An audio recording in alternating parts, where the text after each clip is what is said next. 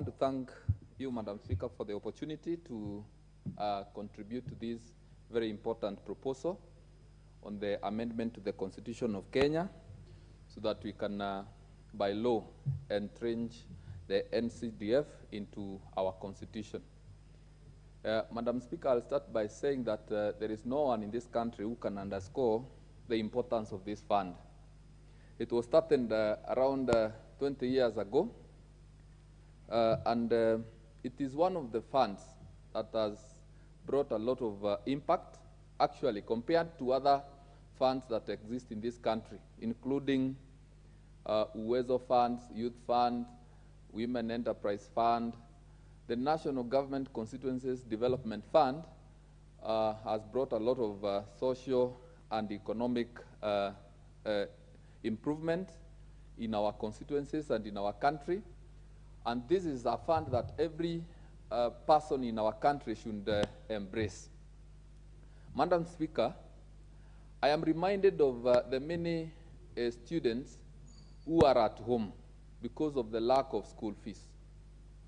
For the 5 years that I have been Member of Parliament, I know of very many cases of very poor boys and girls who cannot go to school if not supported through CDF. And therefore, I would say this to our country, that there is no one who should, even by a minute, think that we should do away with the National Government Constituencies Development Fund.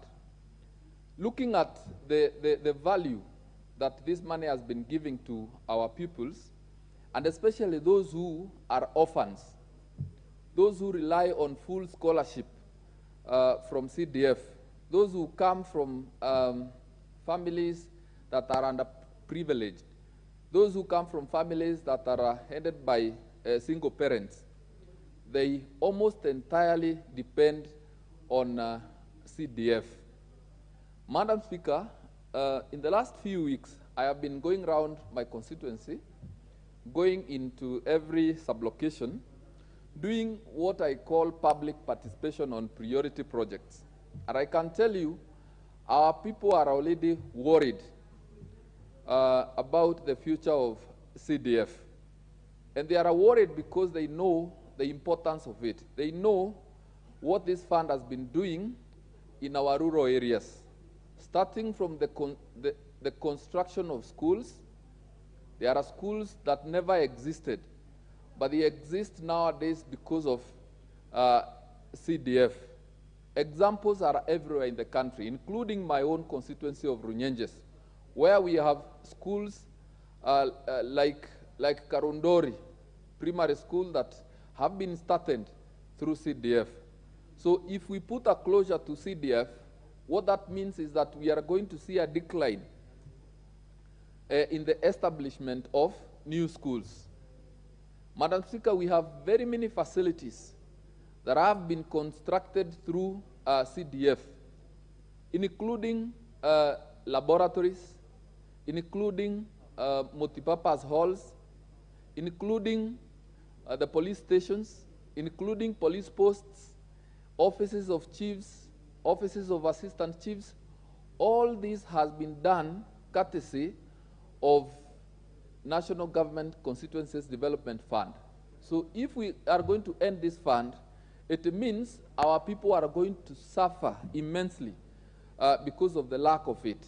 So instead of actually doing away with CDF, I support this proposal to double CDF, to get it from 2.5% and to get it to 5%, so that it can bring more impact, bring more value to our people, so that people can now stop relying on harambis. Madam Speaker, before the CDF came to being, many schools used to organize harambis. And what we have witnessed in the recent years is that there is a considerable decline in these harambis. So whenever a school has a need, you will always find them going to the office of CDF, placing their proposals there, and when funds are made available, they get the funds and they do the facilities that they want to do. So, Madam Speaker, if we are going to do away with it, we are going to go back to the days when every other weekend schools were holding harambes to put up structures in their schools. Then again, Madam Speaker, in many constituencies we have had instances where toilets and other buildings have gone down and have required a kit, an emergency kit to restore the buildings. And this is where now CDF comes in handy. And I have seen in my constituency, whenever we have had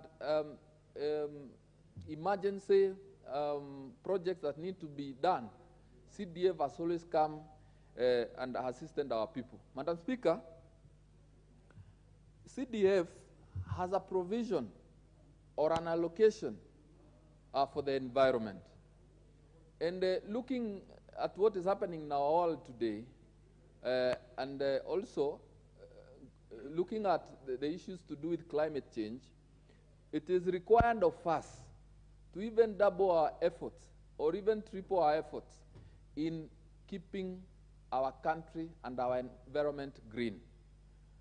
Madam Speaker, in my constituency, we have had programs to plant trees in many schools, and we have even considered planting avocado trees. And Madam Speaker, over the weekend, I took time to go to many places, and I was very happy to see some of the avocado seedlings that we donated to our schools are doing very well. We did this so that we can provide our schools with an alternative source of income. I went to a place called Gaikama Boarding Primary School, a place where we donated avocado seedlings, and I saw that they are doing very well. I went to Kiga, and I was very happy to hear responses from the school that in the very near weeks and months, they are going to have income from these avocado trees. So this CDF has really assisted our people. Then, Madam Speaker, the issue of sports, 2% of the national government constituencies fund is allocated to sports.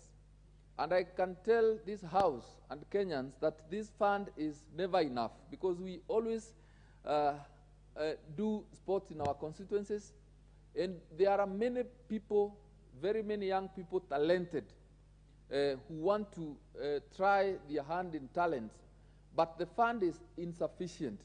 So doubling it to 5% will also double the amount that is needed for the sports, and we'll be able now to consider many other games. Sometimes we find ourselves doing football for our young men and women, but with more funds coming through CDF, we shall be able to include other games that will be supported by CDF. Madam Speaker, there is a misconception in this country that CDF belongs to members of parliament. CDF, Madam Speaker, does not belong to members of parliament. It belongs to the people of Kenya. It benefits the people of Kenya. And its success stories are known from all over Kenya, including in this House. We have people who have been supported through CDF, and I am one of them, Madam Speaker. My school fees was at one time paid through CDF, and here I am, a member of parliament, serving my second term. So I am sure if we continue giving and supporting our students, we will see in the near future other people coming up with other success stories